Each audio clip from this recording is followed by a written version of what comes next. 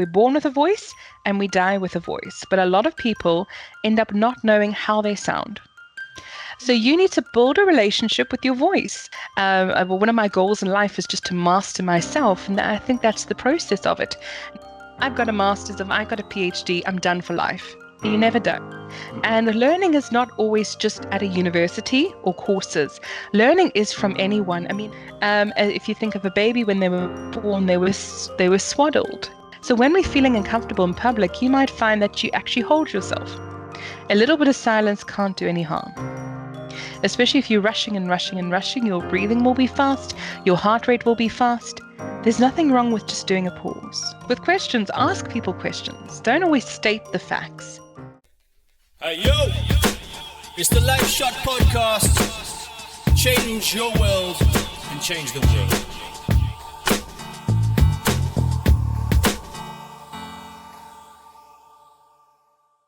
Welcome to the Life Shot Podcast. We've got Tamara Wentzel. Tamara, welcome to the show. Hi, Clint. Thank you for having me on your show today. Hey, well, pleasure. All the way from South Africa? Yes. In sunny Durban, I take it? Or is it raining there? It's slightly cold. I think it's about 16 degrees, but that's warm in northern sides of the world. But yes, Durban, we're having winter at the moment, so we're quite enjoying it. It's still sunny outside. You can still go to the beach. It's quite enjoyable. Oh man, I miss the beach. But today I like this type of thing because communication is one of my things. So I want to feel a little bit like, I'm speaking to a communications person here. But I just want to introduce you to the listeners. So Tamara is a communication specialist who helps people in corporate industries to communicate better. So using speech development, vocal range and tone, body language like this. Yeah. Not like that. No, sorry.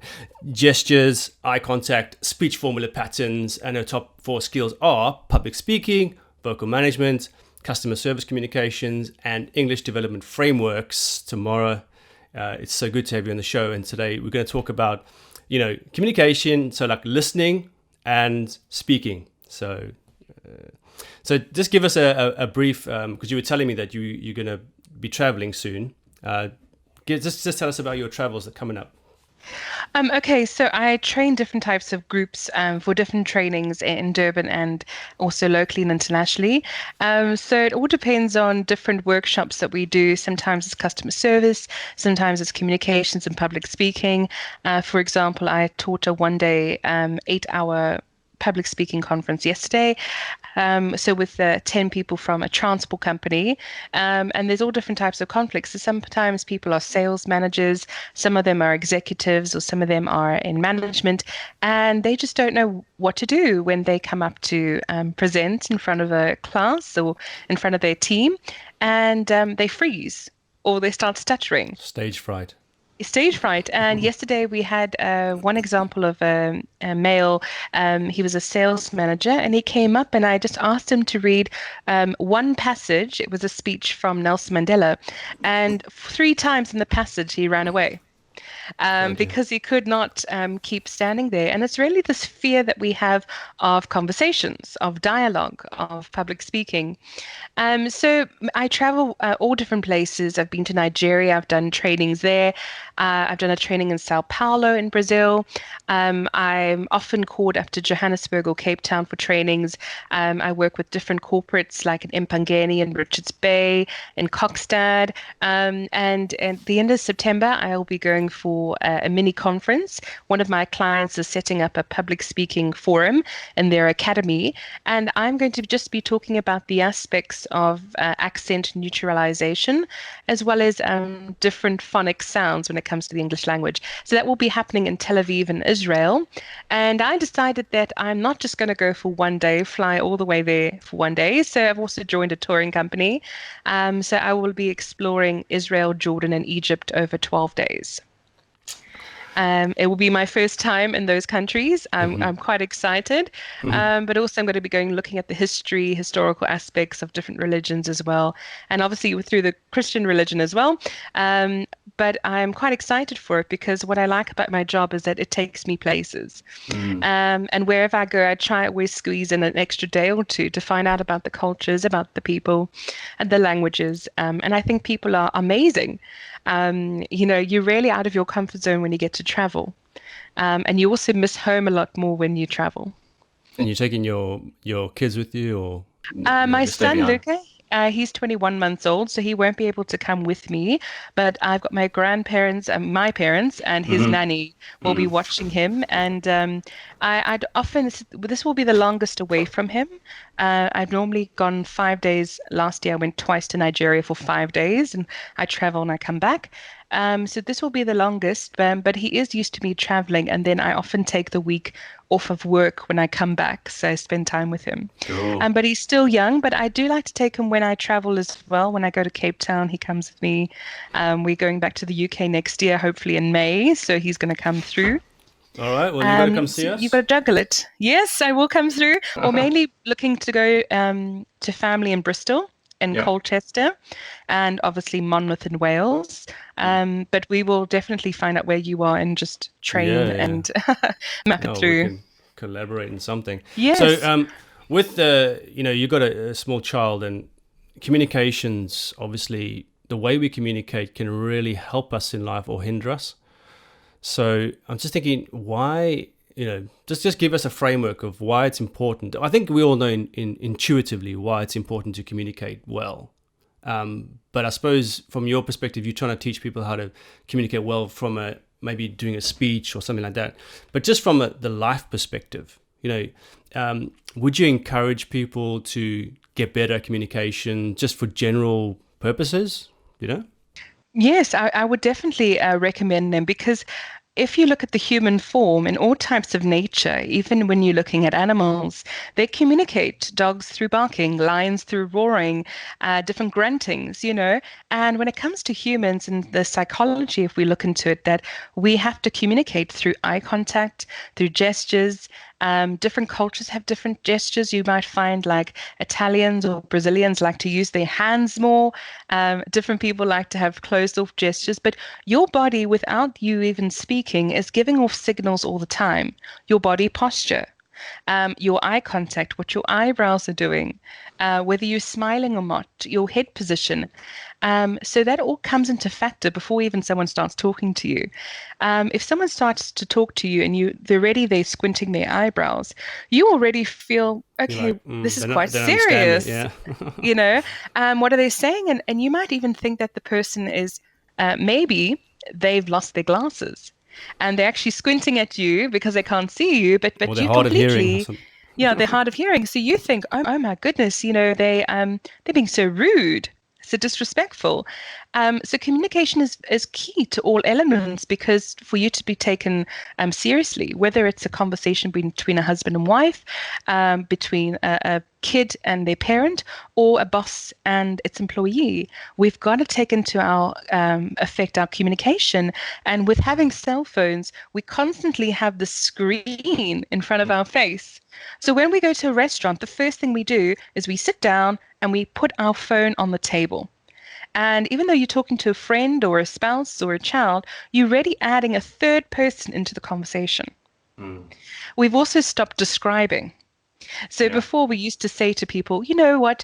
I watched a beautiful movie on the weekend. It starred Angelina Jolie and Brad Pitt, and it was in Venice. It was great stone walk areas. They had little cafes. Nowadays, we don't even describe colors or pictures or sizes or shapes. We just say, I watched this movie on the weekend. Here's the trailer. you know so we're actually going back, we're not learning anymore. So then people coming to the workplace, often enough, there was a communication expert called Dr. Leo Buscaglia, and a lot of his videos, he died in 2006, so his videos are quite old on YouTube, but 30 years ago he was talking about how we need to communicate better. And Wow, you 30 think years. nowadays, can you imagine what he would say if he was here? So a lot of the time we stop using face-to-face interaction. We treat people like robots or machines, because we in a machine type of way, and we're not like that. And I think it's so essential. Even myself, we all make mistakes as parents, but I'm trying my best with my son to not have the phone before I only really look at my phone or laptop when he goes to sleep. Oh, that's tough, man. It I is very struggle with the same tough. thing, yeah, because Yes. I'm there with my phone. I'm thinking I should get off this phone, but I just got to do this thing quickly, and then you always got to do something quickly. Why? And you always like feel like saying to the child, okay, just wait for me to finish. I'll be with you right now. But which is fine to some point. But I always say even when you're out with the kids, I know myself when Luke has flown on an airplane, he's had my phone and he's watched Postman Pat, because it's the only way for him to not scream and cause havoc. But when we go to the restaurant, it's also looking at the element of play as well with the kid. Describing things to your kids. Even on the table, you might have a salt and pepper. You might say, well, what shape is the salt? What color is the salt? What does salt taste like? What does salt smell like? It's a simple thing like salt you could really describe with your kids. The other night when I was in Impangeni, I was by myself and I went for supper and I found a couple and they had three young daughters. I think the oldest was 9. There was a 5-year-old and a 2-year-old. And the parents the whole time were on their phones. Oh no. And there's these 3 little daughters waiting for their food, and the whole time the parents are like this. Mm. And I just felt so sorry. And you can't intervene. I mean, I'm a No. communication specialist. I feel like saying, get off your phones, Yeah. but you can't because they've got to realize themselves. But these 3 daughters ended up playing with themselves. And the youngest one, obviously being 2 years old, running around. And the parents disciplined her about 3 times. But I looked at that and I said, you don't realize that you are the problem being on your phone. So I always say, if you don't need it, if it's not urgent, you need to prioritize your time. Yeah. So you can say to the child, look, 2 minutes, I've just got to message this person, I've just got to send this email, then put it away and try and spend time with that. And we need to prioritize our kids and the communication factor. And I always say it starts at home, because whatever starts at home is related to work. If you're Wow. successful at home, you're successful at work. If you communicate well with your spouse and your kids and your parents and whatever, you communicate well at work. A lot of people don't think it's interrelated. I mean, every day, a lot of people in corporate go to work for 8 hours a day. You're spending 8 hours with someone that is a colleague, and you might not like that colleague, but you spend more time with your colleague than you do with your own spouse. Because you Yeah. only see them at night, in the morning, and the weekend. You Yeah. spend more time with your colleague than your child. So, say if you can practice communication at home and at work, it has a bounce off effect, Wow. and you'll find that you're more open with people. And life is to be lived, once. I mean, tomorrow, if you think about it, if you didn't go to work, they would replace you. But if you had to pass away, God forbid, the next day, your family would suffer. And I always say, no one ever remembers what you have to say, but how you said it. Oh wow. When people pass away, a lot of my clients, they always look at pictures of their mums and their dads, their brothers, but they say, I just want to hear their voice one more time. And I always say to clients, make sure you record your voice. All our iPhones, all our devices have recordings. It's free. Yeah. And sometimes it's just life advice, which I like is what you're doing, Clint, is your podcasts. Because your kids, can you imagine in maybe even 10 years' time, they're going to want life advice. And maybe you're traveling and you can't always talk to them. At least they can have somewhere to download your files, Right. to inspire people, because audio is so important when it comes to psychology and memory. It's brilliant. I spoke to Carvin Goldstone. I labeled him the master storyteller, but he's really good at telling stories. And it just really struck a chord when you said we don't describe things anymore. And for me, I find it hard to describe things, like with all these pictures. So is it something that we could work on? Do we even now as adults? Is it the dog too old, basically? No, we always have this saying that a dog is never old for new tricks. I've got clients that I've had. I had one neurologist. He was 74 years old, and he spent his whole life figuring out the brain and surgeries and dealing with people with back injuries and strokes. And he came for an 8-week communications course, and he said it was the first time ever in his life that he's actually heard his voice. Because every day you're in conversation with people, You know, every day you're listening to what the person has to say, how to respond, how to diagnose. You're not paying attention to your pitch, your volume, your control, your breathing, your It's almost dynamics. embarrassing for him in a way if you've never heard It your voice, isn't is it? because he's this professed neurologist in our country and he goes to tons of conferences and he's like, oh, I didn't know that on my R's I overpronounce it. So what happens is, with our words, we need to be aware of how we sound, like recording ourselves every night. But also what we can do is look at synonyms. A lot of my clients, I say to them, you need to get a thesaurus. And they go, what? Is that a dinosaur? And I said, no, no, the thesaurus is a dictionary. They said, what? I said, yes, it's a dictionary for all the synonyms. They're like, what synonym? Is it an ingredient? I said, no. A synonym is another word to describe it similar. And for example, we get very mundane. We say, that's very good. That's very great. That's good all the time. I say, change it up. Every week, adopt a new synonym. Oh man, you know what? So, I call myself yes. on my podcast. I always say the word interesting. I'm saying, Clint, you got to stop saying the word interesting. Yes. So I'm like, And I've got all to give myself a thesaurus. Yeah, so all you even do with Google, it's amazing. You find what if when people use good, I say perfect, say fantastic, say phenomenal, say amazing. All these words you can even just Google every week and say, what's another word or what's the synonym for interesting? And then there will be at least like 12 other suggestions and choose one of those and every day implement it. So every day say phenomenal. Oh, that is phenomenal. That's a phenomenal cheesecake. And then Oh, don't that get was a stuck on that phenomenal word, right? So talk. you got to try to change Yes. it every week or something. Yes. So say phenomenal at least 9 times a day with different circumstances, applied to the right situation. And then the next week, choose another synonym.